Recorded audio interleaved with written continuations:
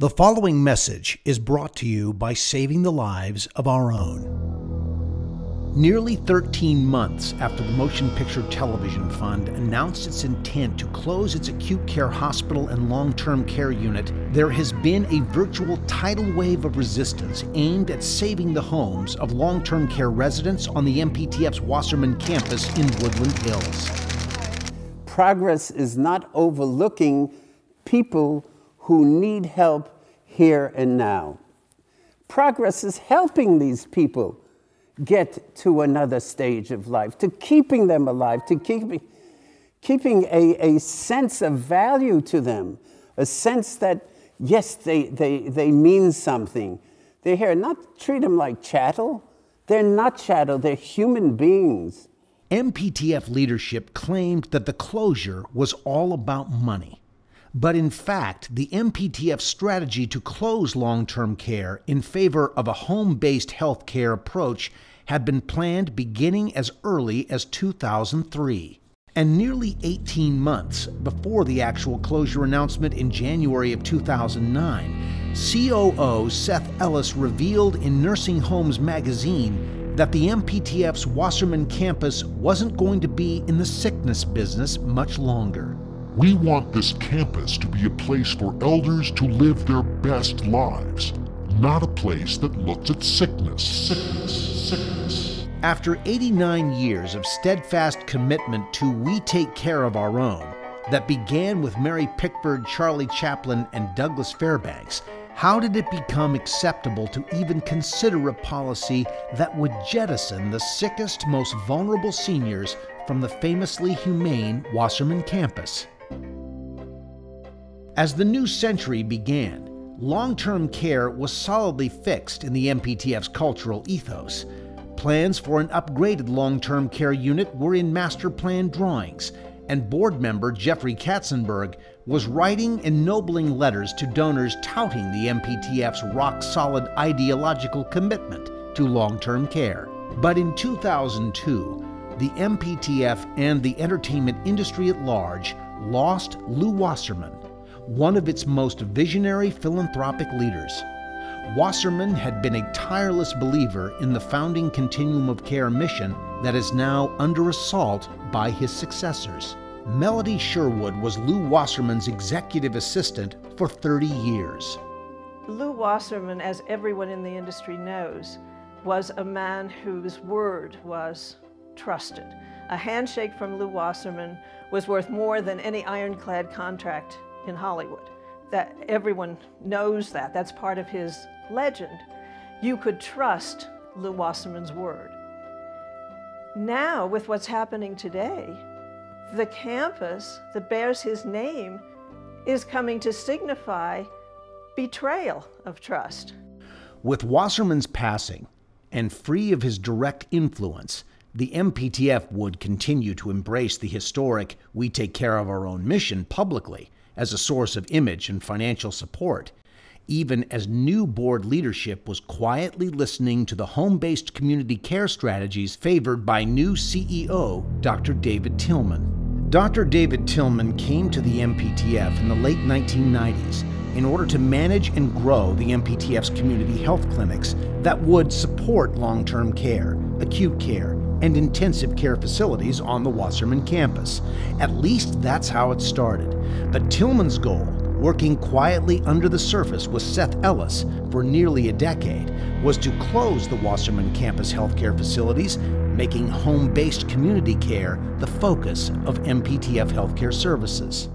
To validate their change in direction, the MPTF hired the Camden Group to create studies and the underlying data that would demonstrate that such a course was not only good for the MPTF, but it was what the entertainment community really wanted. I mean, if you follow this logic of people prefer to age at home and take it a step further, people prefer not to get cancer. So do you eliminate cancer research because people prefer not to get it? People prefer not to have medical emergencies. Do you close an emergency room because you think, oh, people don't want emergencies, we don't need it? It's absurd. The Camden Group and its president, Steve Valentine, were very well known to both Tillman and Ellis, perhaps too well known. Seth Ellis was Valentine's boss at the nonprofit Partners in Care Foundation, which advocates for home health care. Seth Ellis is chairman of Partners in Care, and Steve Valentine, the treasurer. Were Ellis and Valentine working separately, or were they enriching themselves on MPTF money to achieve a predetermined result that would advance the mission of Partners in Care? For the next 4 years, the MPTF proceeded to make the failure of its on-campus healthcare programs a certainty. But during the same period, the MPTF opened the elegant and very expensive Saban Health Center, paid for with a combination of donations and debt-producing bonds. Years earlier, the same donation bond strategy had been employed to build and open the Ray Stark Villa. The MPTF continued to accept residents on the Wasserman campus with the promise that this would be their home for life.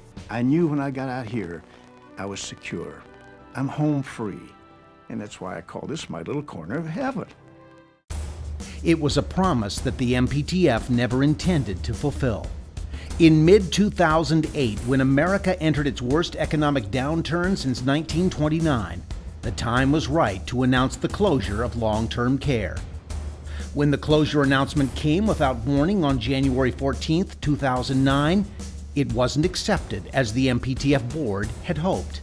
In less than 48 hours, families of the soon-to-be evicted residents formed the ad hoc group Saving the Lives of Our Own and framed the battle as humanity against cold financial expedience. This is the triumph of money over morality. To throw those who are in need under the bus in order to shore up the bright future of the fund is the absolute guarantee that there is no future for the fund.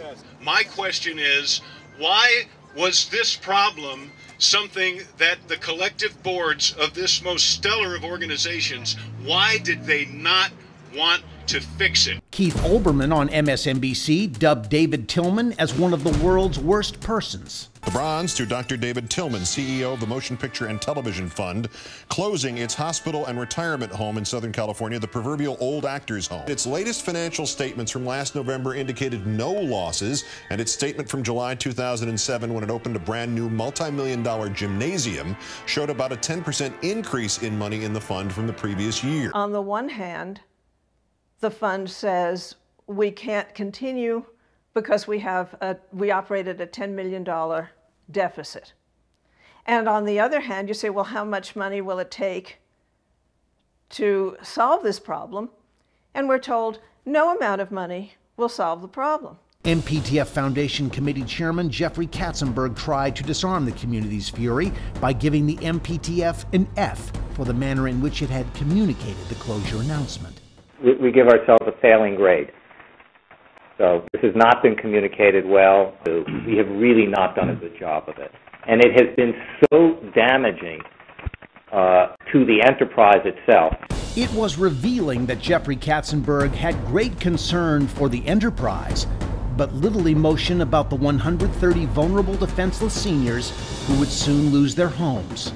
As residents were being coerced by MPTF social workers to transfer voluntarily to other facilities, more than 90 residents and their families retained Gerardian Keese as their voice and advocate in pending litigation. You know, I think it's very simple.